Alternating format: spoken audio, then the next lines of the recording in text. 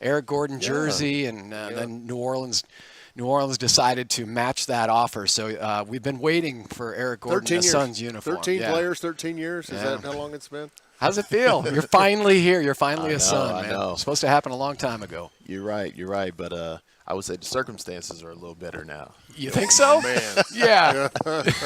No, you're right. But no, it's you can't beat. It's got to be a great time to be here for be with the Suns with the kind of team we have, coaching staff and ownership group. You got to be very excited for what we have going on.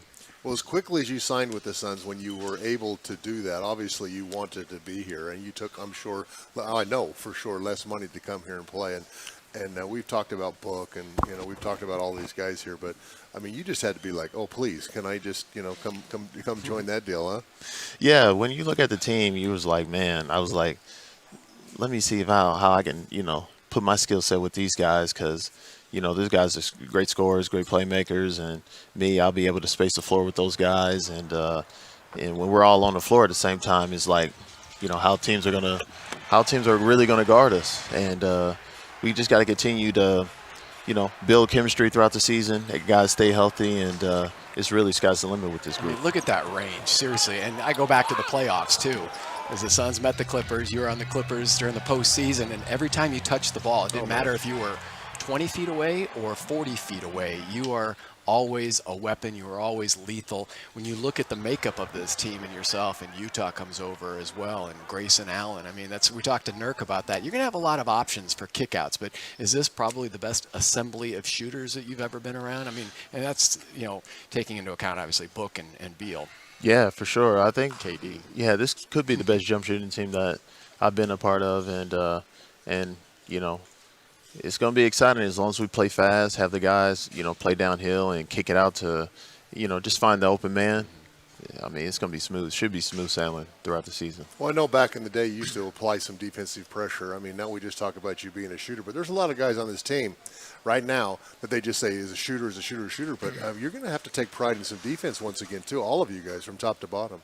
Yeah, for sure. And I think where guys at in their careers, we have to play we have to be two-way players, and I think guys are willing to do that. I know a lot of people look at these guys, a lot of guys on our team be like, these guys are just great scorers, but they've also and they've been in positions where they have to guard too. But now we all do have to take another step forward and taking pride on defense, because once we take more pride on defense, it should be even easier shots on offense. And I'm sure you were proud representing the Bahamas, too. And, I mean, that was going to be one of the storylines, the fact that you and D.A. were teammates on that Bahama team during the offseason in the World Cup, and now he's in Portland. But why did you commit to them, and how did that help kind of shape your offseason?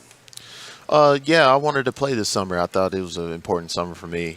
I feel like as you get older, you got to play more. And, of course, D.A., when he was here, him being on the team, I was like, this would be a good time for me to gel with him and get to know him even more. And we did something for the Bahamas that's never been done, and to qualify, and it was very meaningful for me and the whole country. So we have something to look forward to next summer. Had some fun, too. I mean, when you made that big shot, I was like, whoa. I mean, the whole country is there. It's not a big country or anything like that, but you had to have so much pride involved in that, knowing that nothing, I mean, it has never been done before. Yeah, it was all about pride, and I wanted to do it for that country. I've been going there my whole life, and, I've always had a Bahamian passport. My mom's born and raised there, so it was very meaningful for me. And now you're an Arizona resident. Were you going through the same challenges as Bradley Beal, the housing market being difficult for, trying to find a place to live and to become acclimated here in your new town? Yeah, well, I remember him telling me he only moved in a few weeks ago, but I've had my house for a couple months now, so I had to, as soon as I signed here, I was like, let me jump on and start right away. So yeah, I've been around here for throughout the summer. He can't be whining about a house when he makes $46 million a year. You know what I'm saying? I mean, it's probably an okay housing market when you make that. Now you got your little bitty contract this year because you've been making it, but I'm like, I didn't get a chance to say that to him. But I'm like, come on, you never know what's going to come out of this guy. Like, Get ready, get ready, man. Yeah, this is that elephant in the room now. No. Come on, good stuff. Yeah, but hey, living out here is great, man. Can't beat it. Can't beat it. He that wasn't even a question, but just Yeah, one no, of the it's a TC statements that statement. Yeah, sometimes statement. moving Yeah, right along. yeah. It's great. We can't wait to have you on post game and get to know you even more. And looking forward to this team and this season with Frank Vogel. And appreciate your time, Eric. I appreciate it. And Appreciate great to see you in a guys. Suns uni, like I Oh, said. yeah. Finally. Finally, that's Yep, right. Good stuff. All right, this has been good stuff here at Suns Media Day 2023.